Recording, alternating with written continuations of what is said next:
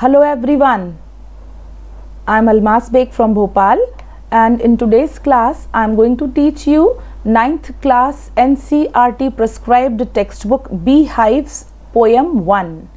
आज की कक्षा में मैं आप सभी को Beehive पुस्तक का जो लेसन 1 है उसके अंतर्गत एक पोयम है वो पढ़ाऊंगी और उस पोयम का नाम है द रोड नॉट टेकन और इस पोयम को कंपोज किया है रॉबर्ट फ्रॉस्ट ने।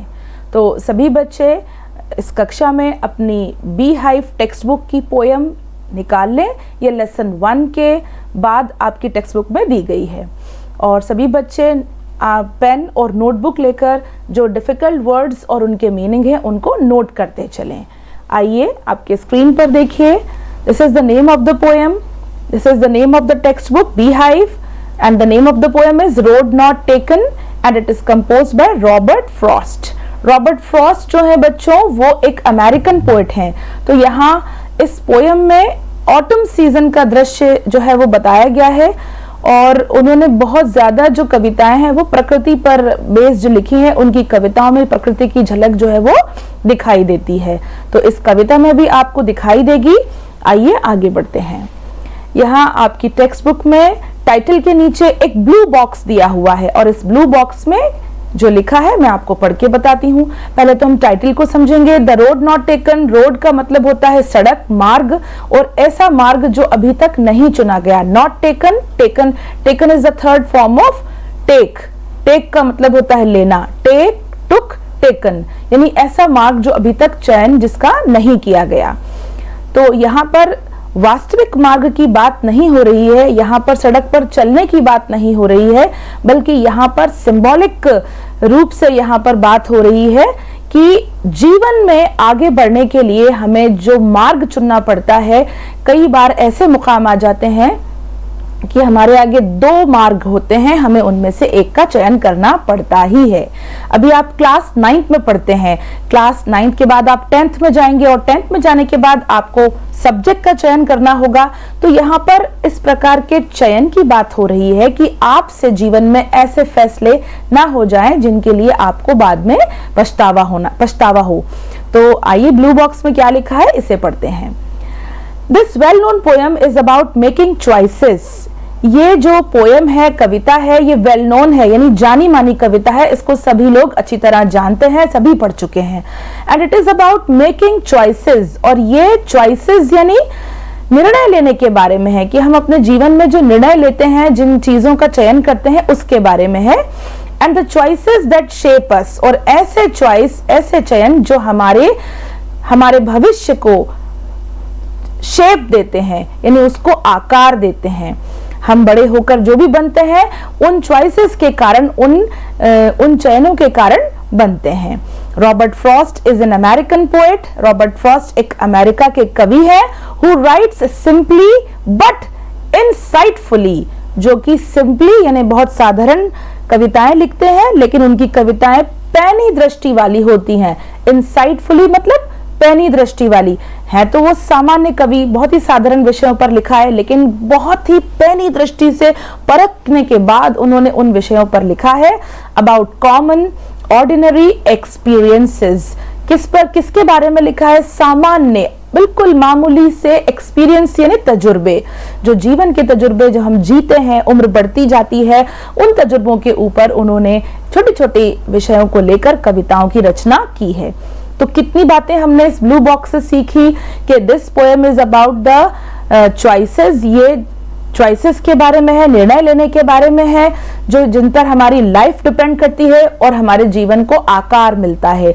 यहाँ से यही जाना कि रॉबर्ट फ्रॉस्ट जो है वो एक अमेरिकन पोएट है जो कि सिंपल राइटिंग्स यानी साधारण रूप से साधारण लेखनी में लिखते हैं, लेकिन उनकी जो कविताएं हैं वो इनसाइटफुल यानी बहुत ही पैनी दृष्टि वाली होती है और वो कॉमन ऑर्डिनरी एक्सपीरियंस का उन्होंने अपनी कविताओं के थ्रू वर्णन किया है।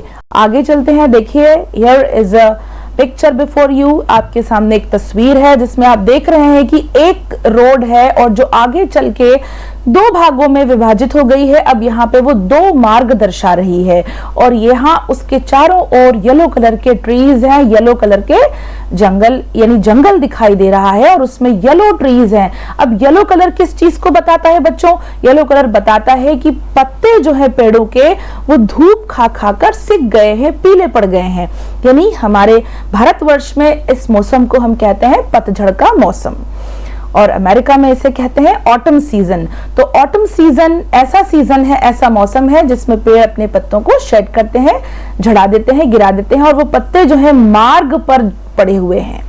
आगे चलिए अब हम अपनी पोएम को शुरू करते हैं। The roads diverged in a yellow wood, and sorry I could not travel both, and be one traveler long I stood, and looked down one as far as I could, to where it bent in the undergrowth. Then took the other just as fair, and having perhaps the better claim, because it was grassy and wanted wear, though as for that the passing there had warned them really about the same. And both that morning equally lay in leaves, no step had trodden black. Oh, I kept the first for another day, yet knowing how way leads on to way, I doubted if I should ever come back. I shall be telling this with a sigh. Somewhere ages and ages hence, two roads diverged in a yellow wood, and I took the one less travelled by, and that has made all the differences. तो बच्चों आपने कविता का recitation, कविता का पाठ ध्यान से सुना।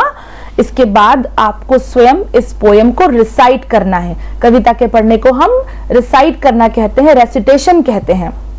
You will also practice reciting the poem as I did before you. जैसा मैंने आपको पढ़ के बताया, आप भी इसको पढ़ने का अभ्यास करेंगे, प्रयास करेंगे। अब इसके हम मीनिंग समझते हैं, अर्थ समझते हैं। Note down in your notebook, जहां कहीं आपको कठिनाई आए आप इसको नोटबुक में नोट करते चलेंगे। We are starting from the first stanza. हम पहले स्टेंजा से शुरू करते हैं। Two roads diverged in a yellow wood. देखिए अभी आपको चित्र के माध्यम से बताया गया था कि these are the two roads. पहले ये एक सड़क थी, एक मार्ग था, अब ये टू रोड्स हैं and they are diverged. Diverged का मतलब होता है सेपरेटेड, विभाजित होना। This single road is diverging into two roads. ये जो एक सड़क है अब ये दो रोड्स में विभाजित हो रही है। और कहाँ हो रही है? In yellow woods. ये देखिए येलो वुड्स यानी पीले जंगल में विभाजित हो रही है। Two roads diverged in a yellow wood, and sorry I could not travel both. और जो पोएट है वो पोएट वहां खड़ा हुआ है और वो खड़े होकर ये सोच रहा है कि सॉरी मैं इन दोनों रोड्स को नहीं ट्रेवल कर सकता। यानी बोथ, यानी ये जो टू रोड्स हैं इनके लिए बोथ शब्द आया है, दोनों। ये दोनों ही रोड्स पर ट्रेवल करना, यात्रा करना मेरे लिए संभव नहीं है। एंड बी वन ट्रेवलर, क्योंकि मैं एक यात्री हूं। लॉन्ग आई स्टूड, मैं खड़ा हुआ हूं। And looked down one as far as I could, और एक सड़क पर मैं देख रहा हूं as far as I could, जितनी दूर तक मेरी नजर जा सकती है उतनी दूर तक मैं इस रोड को देख रहा हूं। To where it bent in the undergrowth, और ये कहां तक जाती है? जहां तक मेरी दृष्टि जाती है वहां पर क्या है? अंडरग्रोथ। अंडरग्रोथ यहां पर आया है छोटे वन के लिए। ऐसा स्थान जहां पर वृक्ष जो है, पेड़ों का घना जो एरिया है, क्षेत्र, वो दिखाई देता है। तो ऐसे क्षेत्र को हम क्या कहते हैं? वन कहते हैं, जंगल कहते हैं। To where it bent in the undergrowth, तो पोएट, कवि स्वयं अपने आप को इस रोड पर खड़ा होकर कह रहा है कि यहाँ पर दो डाइवर्स रोड्स हैं, दो विभाजित सड़कें हैं जो कि पीले जंगल में जा रही हैं, और मैं एक हूं इसलिए मैं दोनों पर नहीं चल सकता।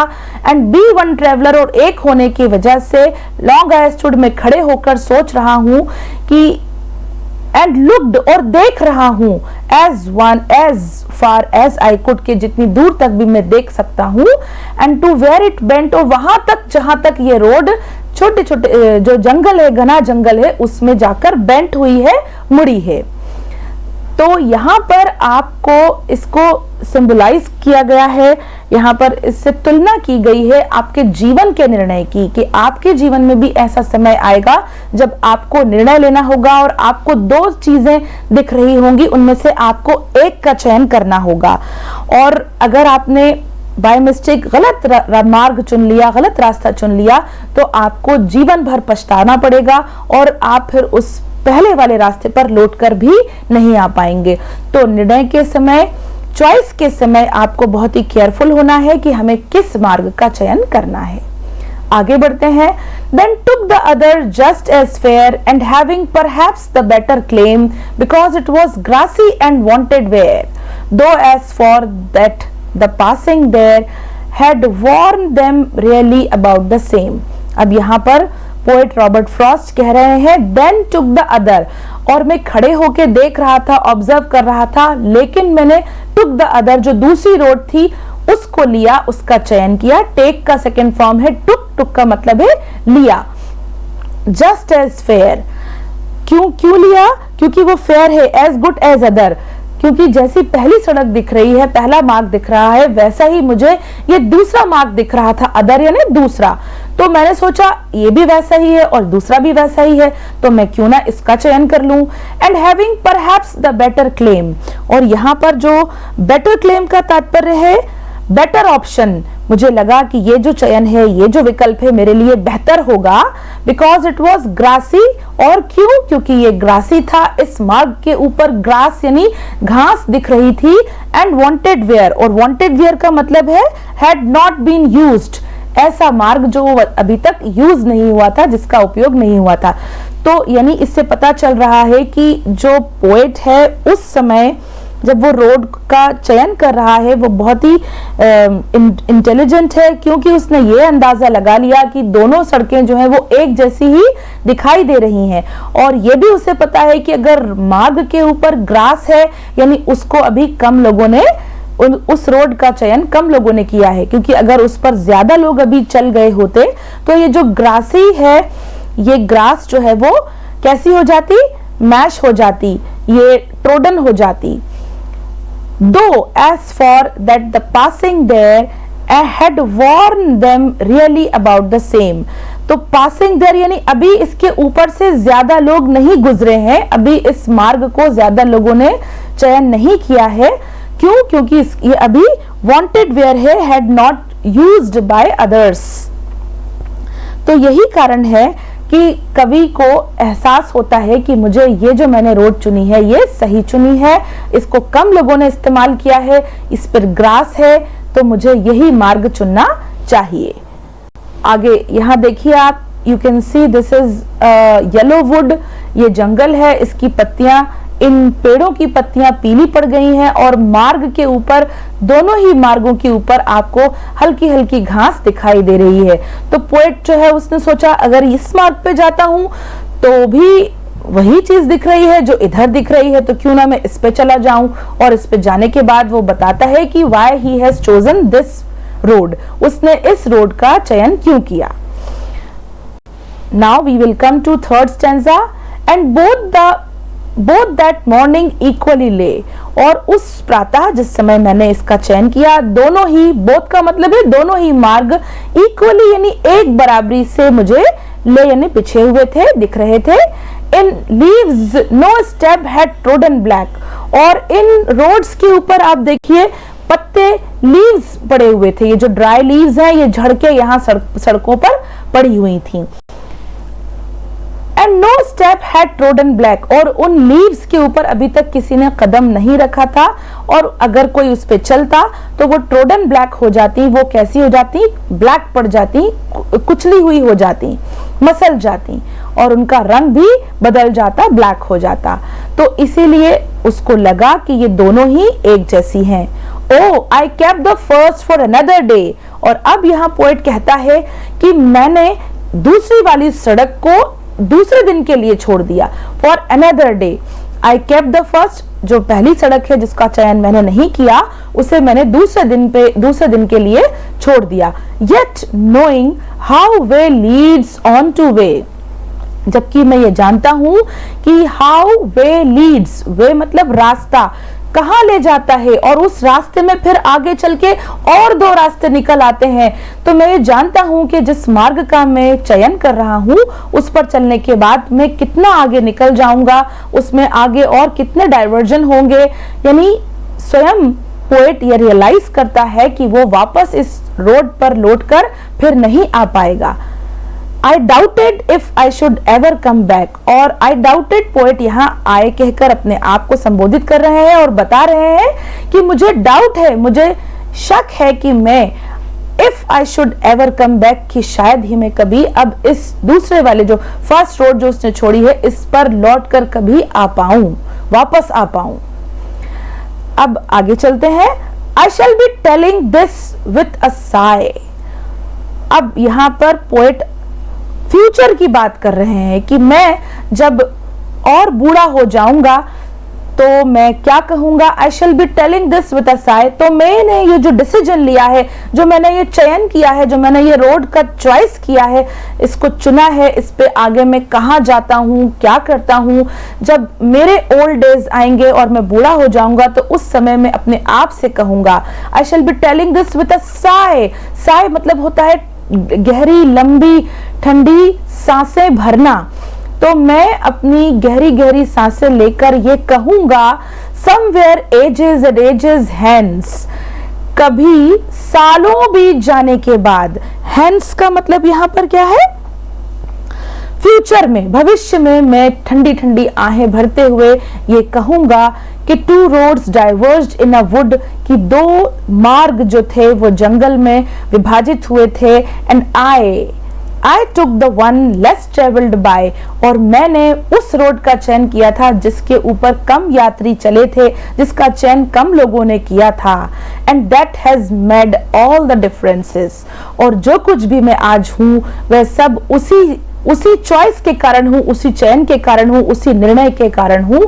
तो ये जो पोएम है इसमें रॉबर्ट फ्रॉस्ट अपने सिलेक्शन के बारे में, मार्ग के यानी अपने जीवन में आगे हमें क्या बनना है उस सिलेक्शन के बारे में आप कक्षा 9 के बच्चों को बता रहे हैं, आपको उससे अवगत करा रहे हैं कि कहीं पोएट की तरह। अब देखिए लास्ट स्टेंजा में पोएट ने ये बात छोड़ दी कि वेदर ही इज हैप्पी और नॉट, कि वह खुश है अपने इस निर्णय से या नहीं, क्योंकि यहाँ 2 वर्ड्स ऐसे आए हैं जिनसे हमें यह पता चल रहा है कि शायद पोएट अपने इस निर्णय से, जो उन्होंने सेकंड वाली रोड चूज की थी, उस निर्णय से खुश नहीं है, और हो सकता है वो खुश भी हो। तो यहाँ आपको यही बात समझाई जा रही है कि हम मार्ग ऐसा चयन करें, ऐसा निर्णय लें जिसमें हमें कभी लाइफ में रिग्रेट नहीं करना पड़े, पछताना नहीं पड़े। क्योंकि यहाँ पोएम के थ्रू आपको बताया गया है कि जब हम किसी रास्ते का यानी किसी भी विकल्प का चयन करते हैं तो हमें कई बार कठिनाइयों का सामना करना पड़ता है। ऐसा नहीं है कि हम अगर दूसरा निर्णय लेते तो वहां नहीं करना पड़ता। हर चयन में, हर चॉइस में हमको डिफिकल्टीज तो फेस करना ही पड़ेंगी, और उन डिफिकल्टीज को फेस, लेकिन फिर भी हमें सोच समझकर, अक्लमंदी के साथ, होशियारी के साथ, क्लेवरनेस के साथ अपने लाइफ के लिए, फ्यूचर के लिए डिसीजन लेना चाहिए, ताकि हमें बाद में पछतावा ना हो कि हम बहुत आगे निकल गए, अब हम लौट कर वापस नहीं जा सकते। जैसे मान लीजिए एक छोटा सा एग्जाम्पल, आप 10th क्लास में जाएंगे और आपको कॉमर्स लेना है, साइंस लेना है, मैथ्स लेना है, तो आपको सोच समझ कर लेना है कि आपको आगे करना क्या है, आपका लाइफ का एम क्या है, कैन यू अचीव दैट, क्या आप उसे प्राप्त कर सकते हैं, उसकी कैपेसिटी आपके अंदर है। तो ये छोटी छोटी सी बातें आपको आपके लाइफ में अचीवमेंट की ओर, आपके गोल की ओर लेकर जाएंगी। अब आगे चलते हैं कि इसके कुछ डिफिकल्ट वर्ड्स और मीनिंग है जो आपकी टेक्स्ट बुक में दिए हैं। देखिए यहाँ पर इस चित्र में आप देख सकते हैं, द पोएट इज स्टैंडिंग, मान लीजिए आप हैं ये, और ये 2 डाइवर्स रोड्स हैं which are seen in this picture. Now you have to choose the path.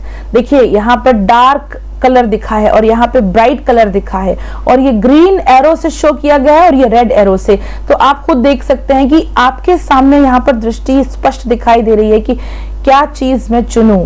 Most probably आप ये ब्लू वाला जो साइड है इसको चूज करेंगे, क्योंकि यहाँ आपको रोशनी दिखाई दे रही है और यहाँ डार्कनेस दिखाई दे रही है। तो it is up to you which road will you choose, कौन सा मार्ग आप चुने, ये आप पर डिपेंड करता है। ऐसी स्थिति हर व्यक्ति, हर कक्षा 9, 10, 11 के बच्चे के जीवन में आती ही है, तो आपको बहुत सोच समझकर फैसला करना है। यहाँ पर ग्लॉसरी मतलब डिफिकल्ट वर्ड्स हैं जिनको आपको नोटबुक में लिखकर याद करना है। डाइवर्ज का मतलब है separated and took a different direction, विभाजित किया गया, है ना। अंडरग्रोथ का अर्थ है dense growth of plants and bushes, झाड़ियों और पेड़ों की घनी जो घना है क्षेत्र, घना क्षेत्र जो झाड़ियों और पेड़ों से भरा हुआ है, यानी मान लीजिए छोटा सा जंगल, that is called undergrowth. Now wanted wear का अर्थ है हैड नॉट बीन यूज्ड, ऐसी चीज जिसका अभी तक यूज नहीं किया गया, उपयोग नहीं किया गया। Now next word is hence यहाँ इस पोएम में फ्यूचर के लिए यूज किया गया है, इसका मतलब है भविष्य में, यानी कवि बता रहा है कि जब भविष्य में वो बूढ़ा हो जाएगा तो सोचेगा कि उसका चयन उसने जो किया था उसी के कारण, जो कुछ भी वो है वो उसी निर्णय के कारण है। आगे चलते हैं। This question is very important for final exam. Where does the traveller find himself, what problem does he face? Where does the traveller find himself, कवि अपने आप को कहां पाता है, एंड व्हाट प्रॉब्लम्स यानी क्या समस्याएं डज ही फेस, वो सामना करता है, किन समस्याओं का सामना करता है?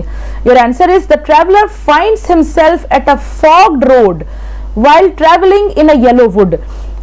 पोएट जो है, ट्रैवलर जो है, वो एक वुड में खड़ा है, ऐसी रोड उसे मिलती है फॉग्ड रोड यानी डाइवर्स रोड को हम फॉग्ड रोड भी कहते हैं, जो दो मार्गों में बटी हुई है।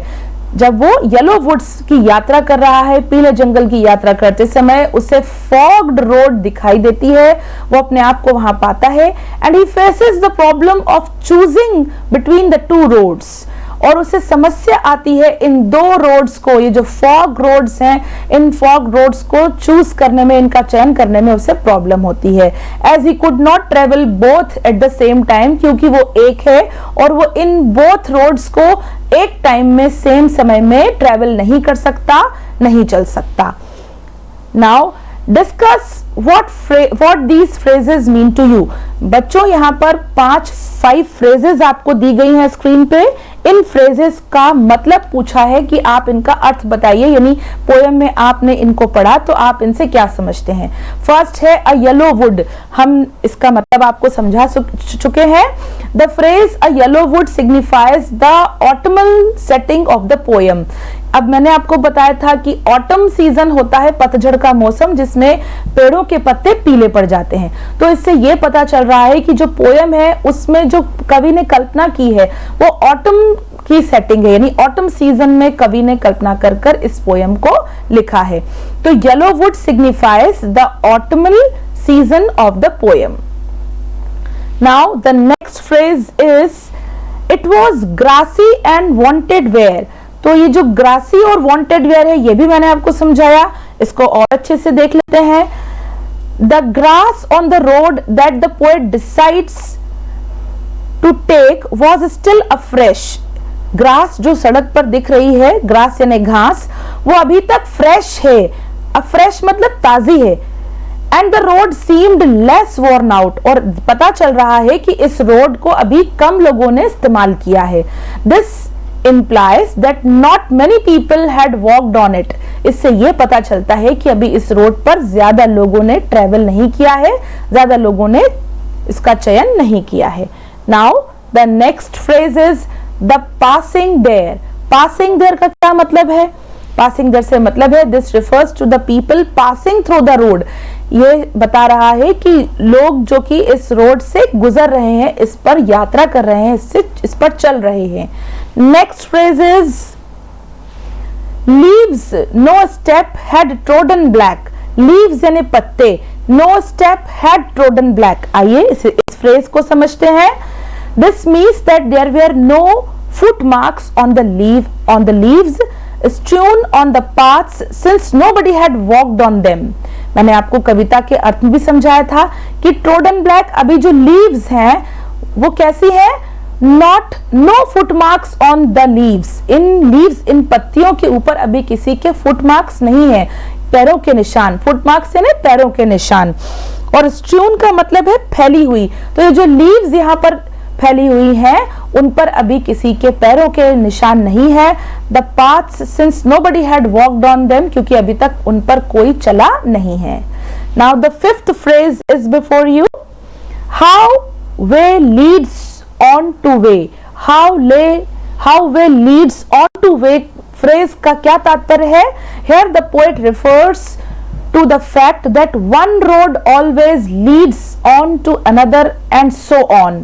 ये लास्ट स्टेंजा में पोएट ने यूज किया है कि इससे बताया गया है कि किस प्रकार एक रोड जो है, one road always leads on to another and so on, एक रोड जो है आगे चलकर उससे फिर दो रोड निकल आते हैं और फिर उसके अलग अलग रोड से अलग अलग मार्ग जो है वो बढ़ जाते हैं। तो इससे ये बताया गया है कि एक बार एक निर्णय लेने के बाद, एक मार्ग का चयन करने के बाद वापस लौट कर आना बहुत मुश्किल है, यहां तक कि नामुमकिन है। तो पहली बारी जो चयन किया जाए वो सही किया जाए। आगे देखते हैं, यहां पर एक क्वेश्चन है, this second question, is there any difference between the two roads as the poet describes them in the last two lines of the poem. देखिए पोएम की जो लास्ट टू लाइन्स है वो बहुत इंपॉर्टेंट है, तो हम मैं उसे एक्सप्लेन करती हूँ। Is there any difference between the two roads as the poet describes them in the last two lines of the poem. तो लास्ट टू लाइन्स जो है उसमें पोएट जो है वो डिफरेंस बताता है। According to the last two lines of the poem, one of the two road was less travelled by than the other. यहाँ वो बताते हैं कि दो रोड्स में एक जो सड़क थी वो लेस ट्रेवल्ड थी, उस पर कम लोगों ने यात्रा की थी।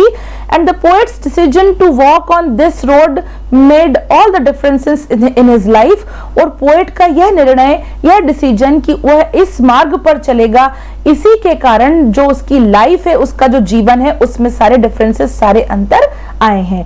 तो ये जो लास्ट टू लाइन्स था उसका डिस्क्रिप्शन था। अब यहां पर है, what do you think the last two lines of the poem mean. अब इन्हीं लास्ट की दो पंक्तियों के ऊपर एक और प्रश्न आपकी पुस्तक में दिया गया है, और देखिए, looking back does the poet regret his choice और एक्सेप्ट इट। जब वो पीछे मुड़कर देखता है उस रोड पर काफी आगे जाने के बाद, तो क्या उसे अपने डिसीजन पर, अपने निर्णय पर रिग्रेट करता है? रिग्रेट करना यानी पछतावा होना। तो आपका आंसर है, इन the last two lines the poet says that he chose the less trodden road and that this choice made all the differences in his life.